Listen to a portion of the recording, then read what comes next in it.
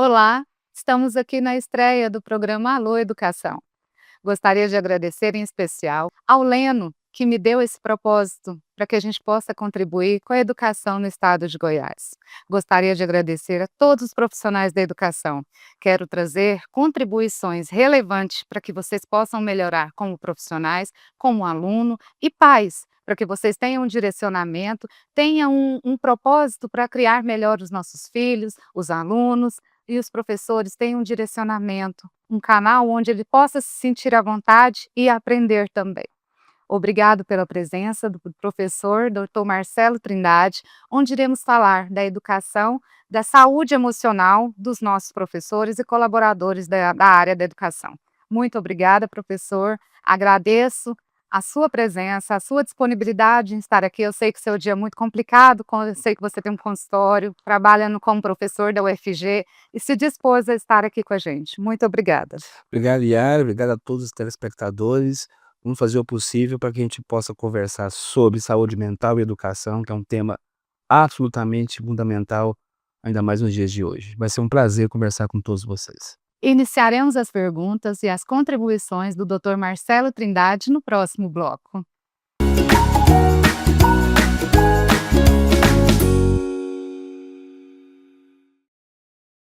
O estado mais seguro do Brasil está ainda mais seguro.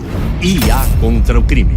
Mais uma inovação do governo de Goiás na segurança. Uma tecnologia que utiliza a inteligência artificial para combater a bandidagem com mais agilidade. A polícia recebe a denúncia, registra no sistema dados de localização do delito, características mínimas do bandido ou do veículo usado por ele. Isso basta. Com poucas informações, a inteligência artificial rastreia câmeras espalhadas pelo estado e, em segundos, a polícia identifica o bandido e a sua rota de fuga. Com poucos meses de funcionamento, Goiás aumentou em 55% a captura de bandidos. Se em Goiás a vida de bandido não era fácil, agora complicou mais ainda. IA contra o crime. É inovação, levando mais segurança para você. Governo de Goiás, o estado que dá certo e é o mais seguro do Brasil.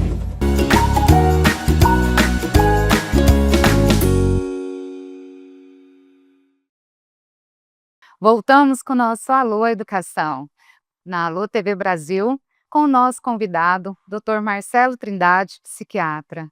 Estamos hoje, Marcelo, trabalhando muito para que a gente possa melhorar como pessoa.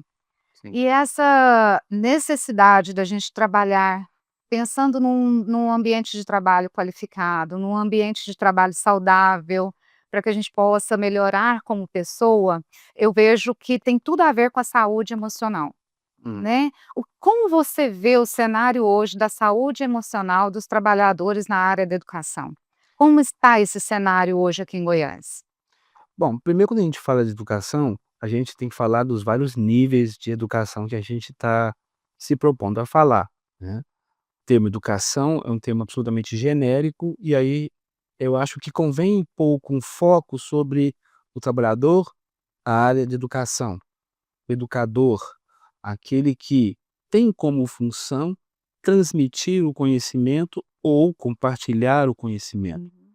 A gente tem níveis diferentes, como os níveis universitário, como eu tenho a honra de ser professor da Universidade Federal de Goiás, o ensino secundário, o ensino primário, e todos eles têm importâncias diferentes, relevâncias diferentes e, particularidades diferentes, né. Quando a gente fala de educação, não é só transmissão de conhecimento. A gente tem tido exemplos de mudança nos paradigmas da formação do próprio profissional em educação, sobre todos os aspectos, no sentido de sair daquele apenas que tem a função de transmitir o conhecimento, né, para também ser um ser emocional, transmitir a emoção de poder ensinar. Ocorre que transmitir conhecimento com emoção, desde o professor primário, vai ensinar o beabá para a criança, até o professor da pós-graduação, do mestrado e do doutorado, requer também uma saúde emocional para isso. E claro, quando a gente fala de saúde emocional, necessariamente não está falando de saúde mental. Vivemos dias difíceis nos últimos 5, 10, 15, 20 anos. A vida nunca foi tão corrida e as pessoas nunca foram tão cobradas para que, de um modo ou de outro, entregasse mais resultados no menor tempo possível. Isso são nos números a ser batidos, nas metas econômicas, nas instituições financeiras, no comércio, e não é diferente quando a gente fala de educação, independente se a educação ela é particular, privada ou pública. Há necessidade de que o professor tenha tempo hábil e mais culto para entregar o maior número de informações num ambiente que ele é cobrado frequentemente, né. Então, a gente tem visto hoje, nos serviços médicos de modo geral, né, um grande número de professores adoecidos mentalmente. Quer seja a sobrecarga de trabalho que vem aumentando com o passar do tempo, quer seja pela questão da própria estrutura em si, onde você tem uma sobrecarga de trabalho, mas não tem uma estrutura que lhe convenha, uma estrutura que lhe dê toda a facilidade para que consiga trabalhar, né. Os níveis de pressão diferente. Então, cada vez mais os professores ou os educadores, de um modo geral, têm sofrido muito as instabilidades emocionais. É dele cobrado que ele ensine com amor, mas quem ensina a ele o amor para poder ensinar, né? As faculdades são centros formadores de conhecimento, mas ninguém ensinou o pobre do professor como amar a profissão, por vezes de modo quase, voluntário, por conta dos baixos salários, enfim. Então o que a gente vê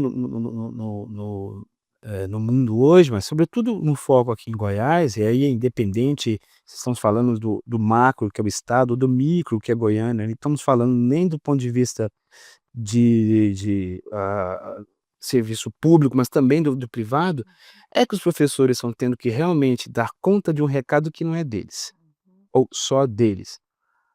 Eu pontuaria uma outra coisa junto, grande parte dos professores tem adoecido também porque tem assumido uma carga que não é deles, que vai além da escola.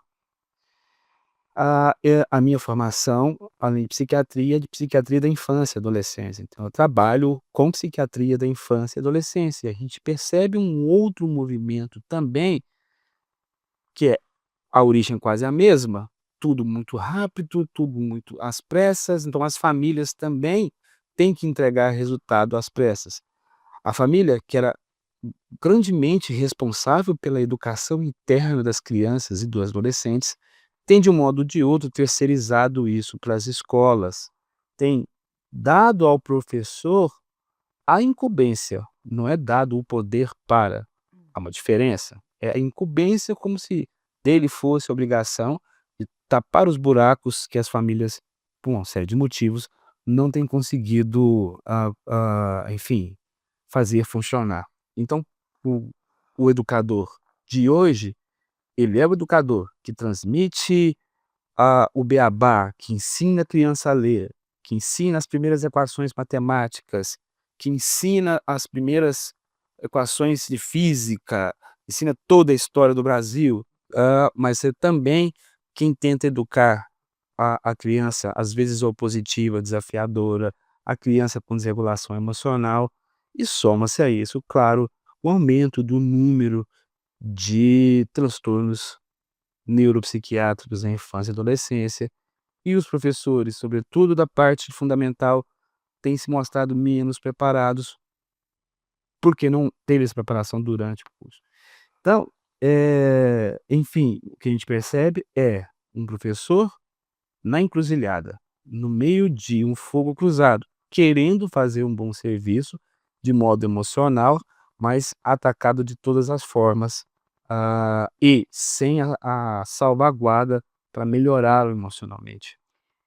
E eu vejo que não só a responsabilidade de ensinar as equações matemáticas, como você colocou, ensinar sobre história, geografia e ciência, nós temos que ensinar a moral, a ética. Exatamente. E isso não é nossa responsabilidade, mas nós pegamos essa responsabilidade porque a gente pensa no outro, né, no ser humano que a gente está ajudando a formar, mas não é nossa responsabilidade. Com isso nós estamos adoecendo realmente, verdade. Eu vejo que se nós não cuidarmos o que é específico da família, o que é específico da escola, vamos criar uma sociedade doente, Exato. né, onde estão doentes os profissionais e as crianças, os adolescentes e os adultos, porque até na faculdade você vê esse problema, né. Sem dúvida, sem dúvida. E quando chega pra gente na faculdade, chega com a somatória de todas as coisas, né. E aí você vai perceber exatamente onde houveram algumas falhas. Então, por exemplo, eu tenho o privilégio de dar aula na Universidade Federal de Goiás, na Faculdade de Medicina, que em tese afunila pessoas que, conseguiram maior êxito do ponto de vista, intelectivo, cognitivo, passaram no Enem, que é muito concorrido. Mas quando você vai olhar as questões emocionais de cada um, às vezes, você vê faltou alguma coisa ali lá atrás, sobretudo do ponto de vista de interação um com o outro, de respeito um ao outro, de questões éticas e morais, né. Hum. E a gente não pode cair na cilada, né, de: "Nossa, mas ele não aprendeu isso na escola quando era mais novo".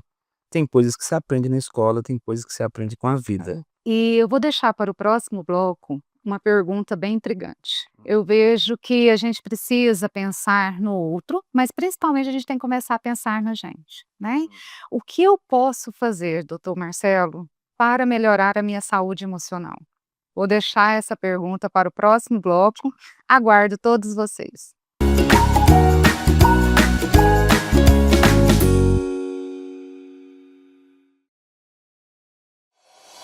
No estado que dá certo, a infraestrutura avança. Já foram 5.000 quilômetros de estradas recuperadas e pavimentadas. E agora, mais de 80 novas obras se espalham pelo estado, com investimento de 2,6 bilhões só em 2025. Pavimentação da GO 460, entre São Patrício e Diolândia. E da GO 108, que liga Guarani de Goiás ao Parque Terra Ronca. Asfalto novo na GO 110, de Iaciara ao distrito de Estiva. E na GO 309, de Cristalina até divisa com Minas Gerais. Duplicação da GO 139 entre Piracanjuba e Caldas Novas. E do perímetro urbano da GO 210 em Rio Verde, sentido Montevidéu. Na GO 070 entre Itapirapuã e Matrinchã, as obras avançam. É obra para todo lado, levando segurança e desenvolvimento.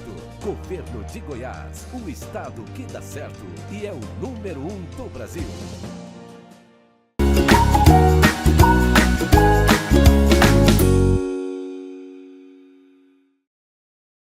Voltamos com mais um bloco com o nosso amigo e professor, doutor Marcelo Trindade, para falar sobre saúde emocional dos educadores na área da educação.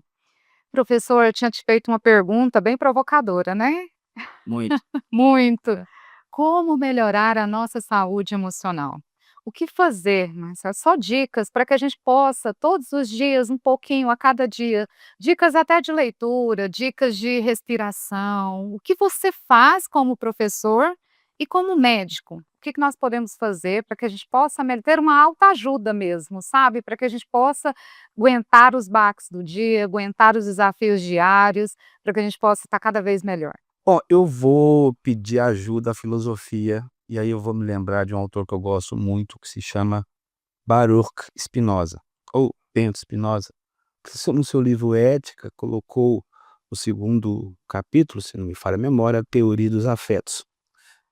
E o que postula Spinoza é que todos nós nascemos com uma disposição afetiva que é própria de nós mesmos, e de que essa disposição afetiva, a gente pode chamar de humor, de paixão, de emoção, de qualquer coisa, ela dependerá única e exclusivamente do teor do encontro de corpos, do meu encontro com o outro corpo. E corpo aqui quer dizer qualquer situação. O encontro com um corpo, uma situação que fará com que eu aumente a minha energia ou a minha potência de ação, trará para mim uma sensação que Spinoza define como alegria.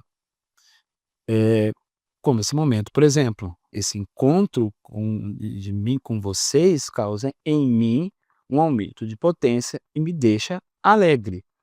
Ao passo que o encontro com um trânsito absolutamente lotado, o horário apertado, que eu não vou conseguir chegar, causará em mim um impacto negativo. Então, ele descreverá isso como tristeza. Só que o encontro dos corpos é inevitável, a vida é inevitável, você não conseguirá ter, durante toda a sua existência, só encontros felizes, né? Ah, então, para Spinoza, o grande segredo seria como fazer para que eu tenha majoritariamente mais encontros felizes do que encontros entristecedores. E como fazer que desses encontros entristecedores eu consiga tirar alguma lição, alguma coisa, para que eu possa depois transformar isso no encontro feliz, e fazer da minha vida mais próximo do que os otimistas chamam de vida feliz, né? Que na verdade é a somatória dos encontros felizes e, né, entristecedores. É evidente que, não é uma regra e não é uma autoajuda, né, não tem uma receita de bolo para isso. Mas eu preciso entender como ser humano, e aí vale para os educadores, para os professores, para os médicos, para o pessoal que trabalha na televisão, que trabalha nos meios de comunicação, o que que me deixa feliz e o que que me deixa triste? E qual é o limite que eu consigo colocar, inclusive para que o outro não me afete? Porque é isso que me deixa absolutamente entristecido. Quando esse afeto é passivo, quando eu não consigo colocar um limite para que o outro, ao estar comigo, né, me afete negativamente, né? Então, basicamente, a primeira dica é conhecer a si mesmo. E aí vem, de novo, a filosofia já grega, de Sócrates, né? Conheça-te a ti mesmo. Então, a partir do momento que você conhece quais são as suas facilidades, quais são as suas dificuldades, você consegue, o segundo passo, estabelecer limites. O que que eu consigo tolerar e o que eu não consigo. A partir do momento que eu estabeleço esse limite, eu consigo fazer uma previsão do quanto de esforço afetivo e emocional eu vou poder gastar mais do que precisa em determinada circunstância, né? Me gerando um pouco de previsibilidade. É evidente que isso não vai funcionar toda vez, mas a partir do momento que eu falo assim, olha, daqui para frente eu não vou mais, eu não vou discutir mais com você, eu não vou mais trabalhar além do que eu preciso, ou porque a pessoa quer, enfim, quando você estabelece esses limites, você coloca a visão de que, bom, se eu aceitar mais do que isso, eu terei que lidar melhor com isso. Então, eu teria até menos razão de reclamar. Então, o segundo passo seria estabelecer esses limites, né? E como é que você faz isso, né? Isso aqui é a grande questão. A gente precisa passar por um processo ao longo da vida de conhecimento e é difícil você estabelecer isso sozinho, né? Ah, eu tô com esse ano eu faço 50 anos. De como professor universitário, eu estou há 13, 14 anos. Eu fui professor na época eu dava aula, ainda durante a faculdade, né, enfim. E ainda hoje eu tenho dificuldade, né. Por que que a gente tem essa dificuldade? Porque isso não nos foi ensinado. Então acho que um terceiro ponto é um conhecimento global de que as instituições responsáveis por educar os educadores também forneçam esses instrumentos emocionais. Como lidar com as emoções, como lidar com a emoção do outro, como lidar com o seu limite enquanto ser humano e o limite do outro. Como, lidar com o limite ético, que é o conjunto de regras e normas que regem uma sociedade. Eu só posso fazer aqui, nesse momento, aquilo que nós previamente, eu e você, Yara, combinamos. A partir do momento que eu faço, ou além disso, é antiético e pode ser inclusive amoral ou imoral. Então, esses limites éticos, também dotados de questões emocionais, precisam ser transmitidos ao longo do tempo. Eu acho que o grande passo, e aí você chega o grande desafio, a gente vive uma sociedade hoje extremamente imediatista, extremamente resultadista, que não dá tempo para que você pense sobre si mesmo, né. E se a gente não mudar esse dial de televisão, esse canal e falar assim: "Ó, espera aí, eu preciso me conhecer e preciso me frear, né, eu preciso lidar com as minhas emoções para poder lidar com as emoções dos meus alunos", né. Se a gente não fizer essa inversão o quanto antes, eu temo para o futuro. Temo porque a tendência natural é que as relações entre pessoas, para além dos educadores, sejam cada vez mais fluidas e superficiais, e as pessoas fiquem cada vez mais sozinhas em si, mais amarguradas, mais doloridas e no final mais infelizes. E você acha que o grande índice de depressão hoje, que a gente vê, né, conversando com os amigos, vendo na família, ambiente escolar também, eu estou vendo crianças com depressão infantil. Eu acho que essa busca desse resultado, para que a criança seja a melhor na escola, para a criança tenha um excesso de atividades diárias, impede ela de estar até se conhecendo, né, a criança brincar. Hoje a criança não tem tempo de brincar. Até as próprias telas hoje deixa a criança sempre ocupada, ela não tem nem o tédio, porque o tédio faz parte do desenvolvimento Faz. humano, né.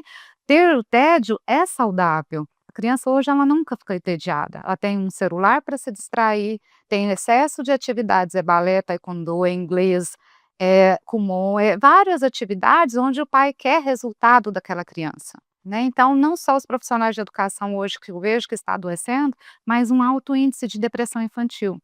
Isso me preocupa como educadora e me preocupa também por quê? Porque essa criança ela vai crescer infeliz. Como será esse adulto, professor? Eu acho que isso caberia inclusive mais uns 2 ou 3 programas, né. Tem Fica assunto. fica a dica. Isso. Bom, a gente tem percebido o aumento do número de casos de crianças com alterações, neuropsiquiátricas muito bem estabelecidas, com quadros de depressão, depressão endógena que eu estou dizendo mesmo, não é uma reação depressiva só, e quadros de ansiedade também. E aí não estou nem falando dos outros, como TDAH, transtorno Autismo. dissociador, autismo, não, mas desses 2 tipos que a gente chama de, ah, transtornos internalizantes, ou seja, onde há um sofrimento infantil muito grande. É claro que grande parte disso tem endogenicidade, ou seja, ela tem uma genética, Uhum. para aquilo é evidente. Mas existe um negócio que chama epigenética, que é a junção da genética com o meio. Então o meio ele é necessariamente gatilho para aquilo que eu já tenho em mim adormecido geneticamente. E claro, o que eu tenho percebido é exatamente isso.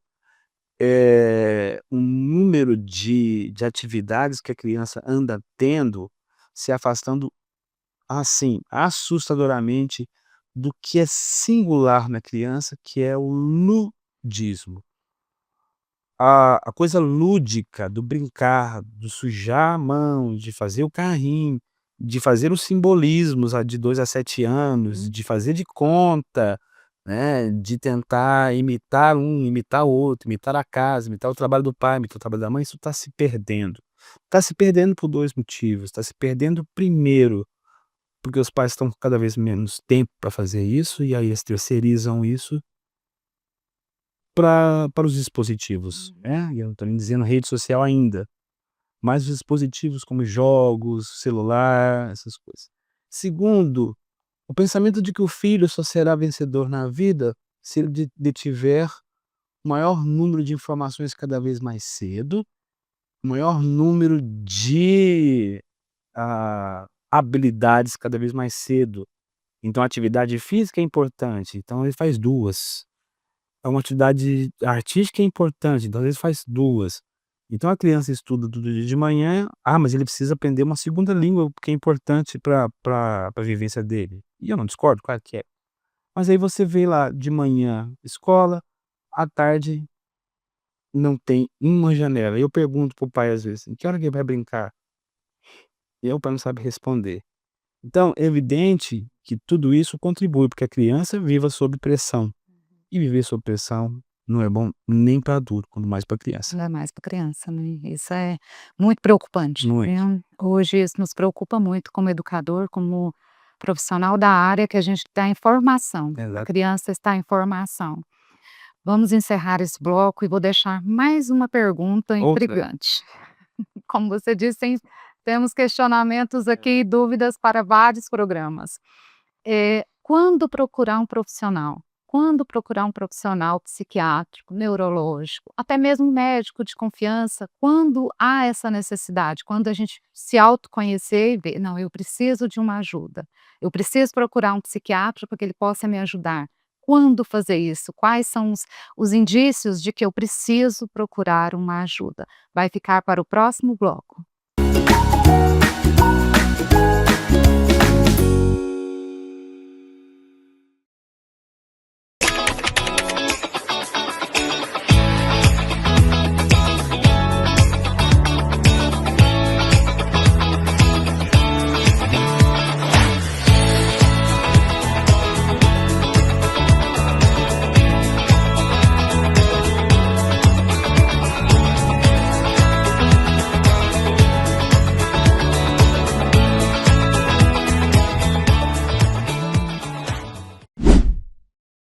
O novo terminal Praça da Bíblia está pronto. Já são 5 terminais reconstruídos, modernos, seguros e do tamanho que a população merece. O governo de Goiás investe quase 2 bilhões na maior transformação já vista no transporte coletivo da região metropolitana. 800 novos ônibus entregues. E até 2026, toda a frota será renovada. Mais de 7.000 novos pontos. E estamos construindo um novo eixo Anhanguera. Implantação do bilhete único e da meia passagem para até 5 quilômetros. E tudo isso sem aumentar o preço da passagem. R$ 4,30 há quase 7 anos.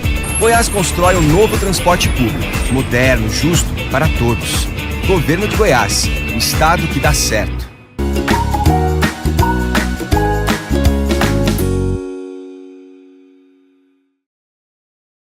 Voltamos com mais um bloco do Alô Educação. Estamos aqui com o Marcelo Trindade e deixei uma pergunta bem provocativa. Quando procurar um profissional da área da saúde? Para que a gente possa saber, professor, da importância do autoconhecimento e saber algumas dicas para que a gente possa perceber: eu acho que eu estou com isso, eu devo procurar, ou não, eu devo aguardar, vou esperar mais a coisa agravar, se agravar, né. Então, eu acho que a gente deve se autoconhecer, como você diz no bloco anterior, mas tem algumas patologias, né, algo específico da medicina que a gente deve conhecer também, o professor da área, principalmente professor, eles devem saber: "Não, eu não estou legal, eu preciso procurar ajuda". Antes de dar as dicas, dizer assim, porque como a gente é psiquiatra, fica sempre aquela alcunha, né, "Não, eu só vou no psiquiatra, então, na última instância, quando eu não estiver aguentando mais, porque aí eu vou lá para tomar remédio", né. Bom, o psiquiatra ele é o profissional médico que passará a medicação quando necessário, mas a psiquiatria tem também a função de aconselhamento, tem também a função de avivamento da pessoa, dizer para ela: "Olha, isso não é uma doença, isso é mudança de estilo de vida", né. Então, ah, ter essa consciência de que não precisa esperar estar muito mal para procurar a gente, né, da psiquiatria. Bom, isso posto, claro, a gente parte do pressuposto que um educador, ele trabalha com emoções, trabalha com a cognição. Vai ter dia ruim, vai ter dia bom, vai ter dia difícil, vai ter dia um pouco mais fácil, isso é natural de todo mundo. Quanto maior for a sua resiliência, ou seja, capacidade de enfrentar a realidade, melhor. Agora, quando ele percebe que, mesmo com todos os esforços, ele tem tido dificuldades no rendimento no modo global, ele já não consegue manter mais o mesmo nível das aulas, sente-se cansado a maior parte do tempo, sente-se irritado a maior parte do tempo, sente-se fadigado a maior parte do tempo, com o mesmo tempo de trabalho, por exemplo. É claro que quando aumenta a carga horária, essas coisas, é natural que isso aconteça, mas de repente ele percebe que talvez aumentou só a demanda emocional e ele está tendo dificuldade de lidar com isso. Mais irritabilidade, né, mais cansaço, mais fadiga no final do dia, dificuldade de manter a atenção e a concentração por um tempo prolongado, né. Isso são sinais de alertas iniciais, que pode ser uma série de coisas. Pode ser desde os transtornos propriamente dito, como o transtorno de ansiedade, como um episódio depressivo importante, como pode ser um burnout, ou seja, que não necessariamente é um transtorno mental em si, mas é uma fadiga emocional por conta de uma sobrecarga de trabalho, ah, específica de cada área. Por que é importante procurar logo nos primeiros sinais? Supondo que não seja uma depressão, não seja uma ansiedade, seja só uma sobrecarga. Estudos mostram que quanto mais tempo eu fico sobre a égide, ou seja, debaixo de uma série de fatores estressores quase que frequentes, eu vou minando a minha saúde mental e o meu cérebro vai identificando que eu estou cada vez menos com facilidade de resolver esses problemas. Então ele vai identificando que eu não estou dando conta disso. Então o que era só uma sobrecarga de trabalho propriamente dito, pode se tornar depois um transtorno de ansiedade importante ou um episódio depressivo significativo. E quando é que começa a ter realmente esse turnover, ou seja, essa coisa de virar? Quando tudo isso que eu disse começa a ter mais sintomas agregados, como por exemplo, aumento ou redução do apetite, alterações importantes do sono, como hipersonia, você dormir mais do que o normal, ou o principal, que é a maioria dos casos, que é dormir menos, né, ou de qualidade ruim. Quando ele começa a ter períodos de, a gente chama de desregulação emocional, às vezes com crises de choro mesmo, ele não consegue identificar o porquê, uma sensação de vazio, uma adinamia, né, uma dificuldade de fazer as atividades, então isso aí já são sinais de alerta mais importante, porque pode que ser que aí já seja instalado um quadro depressivo. Ou, por exemplo, crise de ansiedade aguda, como um aperto no peito, sensação de angústia, né.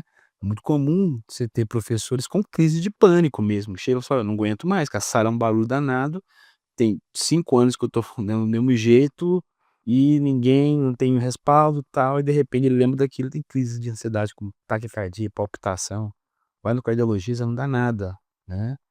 Então assim, quando chega esse momento, já é um momento um pouco mais delicado, onde vai precisar medicar. Então o que a gente sempre pede para todos, mas para os educadores é: não espere chegar a esse ponto, porque às vezes, chegando a esse ponto, tem que necessariamente medicar. Chegue antes. Perceba que o seu corpo e a sua mente são um só. Eles não conseguem trabalhar de um modo que você não se sinta bem. Eu só consigo trabalhar bem com aquilo que me dá minimamente o prazer. É evidente que eu trabalho também com coisas que não dão prazer, mas eu consigo fazer com que elas não me façam sofrer. Se você, trabalhando sobre essa sobrecarga de trabalho emocional, começar a se sentir cansado, mais estressado, irritado, em perda de concentração por um tempo prolongado, essa é a hora de pedir ajuda. E nessa hora que a gente pede ajuda, doutor Marcelo Trindade, eu percebo um medo. Eu vou no psiquiatra, né, eu tô indo ao psiquiatra porque eu estou ficando louca. Grande maioria pensa e leva para esse lado. Não, né, eu vejo que a Não. psiquiatria hoje ela tá mais para terapia, né, eu acho que é uma parte da terapia, lógico que eu Sim. preciso dos terapeutas, dos psicólogos, eu preciso tem algumas terapias agora, né, E diferentes, não só de psicólogos, mas de neurologistas até também fazendo terapias, e eu vejo que o psiquiatra ele tem um poder maior de nos ajudar, porque ele vai saber exatamente o ponto certo da medicação, o ponto certo de nos ajudar a se transformar e mudar esse medo de se tornar doente crônico mesmo, né, doutor Marcelo Trindade, é isso mesmo? Assim, eu vejo que a psiquiatria hoje ela tem uma função diferente do que era antigamente. a psiquiatria, a gente conseguiu chegar no estádio de evolução da própria especialidade, saindo daquela alcunha de necessariamente medicalizador. Evidentemente que a gente passa a medicação porque a gente trabalha com doenças. Então, a depressão é uma doença, ansiedade, transtorno bipolar do humor, TDAH, então são patologias que precisam. Mas hoje você tem áreas de estudo e atuação da psiquiatria que não necessariamente medicam. Além da psicoterapia, em que o psiquiatra também pode fazer, claro, os psicólogos também fazem, mas como estou dizendo da psiquiatria, né, o psiquiatra pode ser psicoterapeuta, a própria ação dele com o paciente, a gente chama de relação médico-paciente, ela é psicoterápica. Para além disso, você tem hoje 2 áreas novas de atuação na psiquiatria, que é a psiquiatria com foco em nutrição e a psiquiatria do estilo de vida, onde, o que menos importa ali é a medicação. É onde o psiquiatra vai ser o aconselhador de como pode melhorar de modo personificado ou personalizado o estilo de vida para tentar reduzir a sobrecarga emocional. Então, sim, a gente passa medicação quando precisa, mas antes disso, é porque antes do remédio existe o ser humano, né, então a grande parte dos casos, às vezes, nem termina em medicação, termina exatamente os aconselhamentos que a gente faz. E a medicação, então, é em último caso? Não é que em último caso, né, por exemplo, se chegar para mim, por exemplo, já com sintomas, bem instalados, onde eu faço o diagnóstico de depressão, aí é o primeiro caso, né, Hum. isso vai depender da gravidade dos sintomas. Então, se não tiver uma patologia bem estabelecida, se for só um cansaço emocional, uma sobrecarga emocional relacionada ao trabalho, uma dificuldade em relação ao seu estilo de vida e que não preenche critérios diagnósticos para nenhuma doença, aí sim não vai usar medicação, e aí sim será o último caso, se as outras alternativas não surtirem efeito. Mas se chegar já para a gente com um quadro muito bem estabelecido, uma depressão, né, com prejuízo funcional importante, enfim, ou qualquer outra patologia, não, aí a medicação será a primeira forma de tratamento, mas junto com as outras. Dou um exemplo, lá no FG tem um grupo de estudos de um centro do nosso ambulatório, que é o Centro Humor, né, que trata as doenças afetivas, depressão, bipolar, e lá um grupo de estudos relacionando melhora dos sintomas depressivos com atividade física. A gente sabe que melhora, mas, o grupo, de estudos tá desenvolvendo exatamente para ver o quanto isso melhora e o quanto isso pode ser prescrito, né, além do remédio, né. Interessante. Então, é o estilo de vida junto com a medicação. É, professor, tem que se movimentar então. É, muito. Uma caminhada, É. uma natação, Exato. né, eu acho que a atividade física ela não é só para a mente, mas para o corpo em si, né. Eu vejo que a gente precisa estar sempre em movimento. Exato. Antigamente os antigos diziam: "Enferruja". Enferruja, exatamente. Então, doutor Marcelo Trindade, eu disse que as contribuição da psiquiatria e a pedagogia têm que andar sempre junto, né. Eu vejo que isso vai ser de grande valia para nós profissionais da área da educação, e acreditando que quanto mais a gente estudar, quanto mais a gente se profissionalizar e quanto mais a gente se conhecer, vai ser melhor para a nossa saúde. Sem dúvida. Né.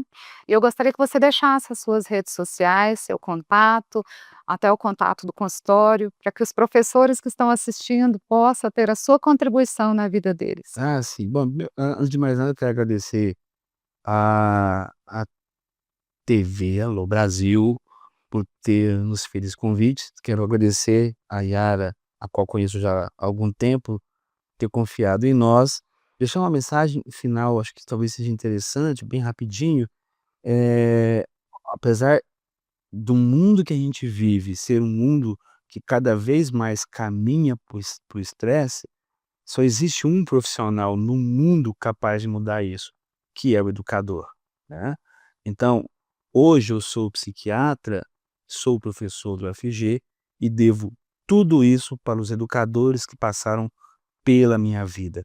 Então, se a gente não olhar para os educadores hoje, para a sua saúde mental e emocional, aí sim nós estaremos fadados ao fracasso enquanto sociedade.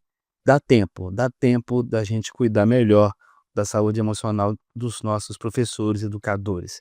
As minhas redes sociais eu vou deixar, o Instagram é o @Dr. Marcelo Trindade, tá? Podem mandar mensagem, procurar a gente na medida do possível vai conversando e sempre que precisar estamos à disposição. Gostaria de agradecer profundamente a minha família, agradecer a meus amigos, a toda a instituição educacional onde eu trabalho. Gostaria de agradecer a minha irmã, onde ela me ensina muito a ser uma educadora, e gostaria de agradecer principalmente a Deus. Obrigado por esse propósito, obrigado por deixar eu contribuir com meus alunos e meus professores. Obrigada a Deus e obrigada a você. Conto com a presença e a audiência de vocês nos próximos episódios. Gratidão e obrigada.